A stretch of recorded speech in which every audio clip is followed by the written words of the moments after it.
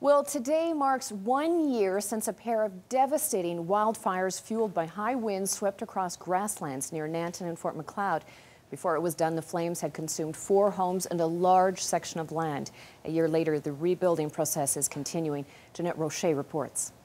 We need steps here yet. Christina Brown points to an area of her home on her Nanton ranch, but 1 year ago, this is what stood on the same ground. Last January 4th, a devastating grass fire caused by hurricane-like winds knocked power lines over and set a spark in motion. A spark that swept over a large section of land, including Christina Brown's 9 acres. Christina says she was home alone that day. And about 1:30, the power went out. So I went to investigate. I kind of looked up, and it was just huge, huge black. I thought it were clouds. The wind was just dreadful, just dreadful. You cannot stand still and not be kind of swept away by it. Fire was quickly consuming land and properties to the west. Smoke was blowing across Christina's ranch, and her road access was cut off. Feeling panicked, Christina says she opened the gate for the horses, put the dogs in the vehicle, and drove east. I turned around, and our house was on fire.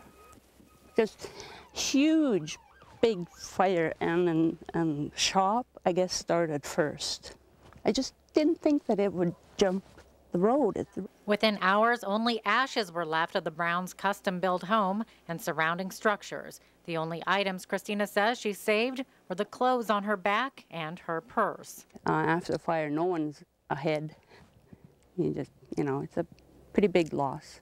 This tree remains scarred by the flames that ripped through the area a year ago.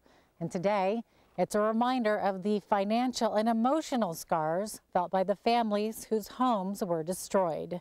A year later, the Browns, like others in the area, continue to rebuild their homes and their lives. Jan.04, CTV News, Nanton. Now, damage between the 2 fires in Nanton and Fort Macleod was over $2 million. The Browns say the fire taught them to cherish the little things in life.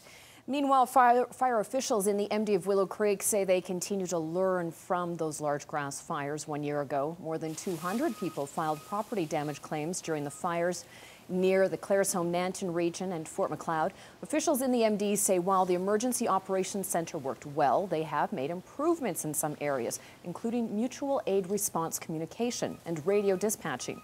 They say firefighters have more training in these kinds of events and have a closer working relationship with other jurisdictions. I think the mutual aid partners that we have now, we have better communication with them. We've been learning after every fire, and that's why we do our debriefs and we do things like this so that we can learn and be better a year later. And yes, I do believe that we could be better response and better attacks, those kind of things, and have better communication between our mutual aid partners with the other municipalities that we border and that we fight fire with.